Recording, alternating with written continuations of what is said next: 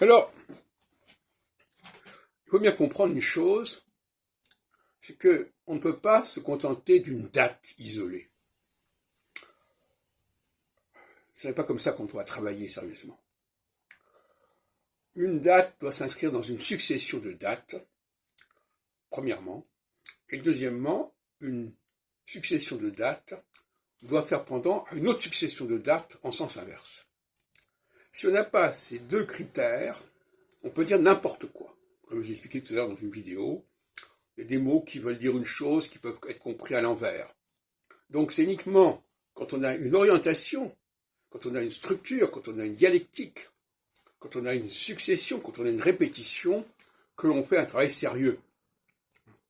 Donc, alors je sais bien que la plupart des gens n'ont pas la connaissance de la succession des dates, ils ont un événement comme ça dans leur tête et puis c'est tout. Mais c'est pas comme ça qu'on doit travailler. Il faut étudier le tissu, l'ensemble des facteurs, l'ensemble des données et voir dans quel sens ça va. Et effectivement, ça demande un travail d'historien, un travail de terrain très pointu, qui d'ailleurs, entre parenthèses, ne fait sens que pour d'autres historiens. C'est pour ça que je dis que l'astrologie n'aura sens que quand elle sera utilisée par des historiens.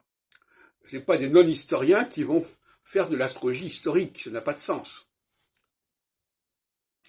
Il faut avoir la discipline d'étudier la succession des événements, éventuellement le basculement des événements, mais tout ça, ça implique des périodes.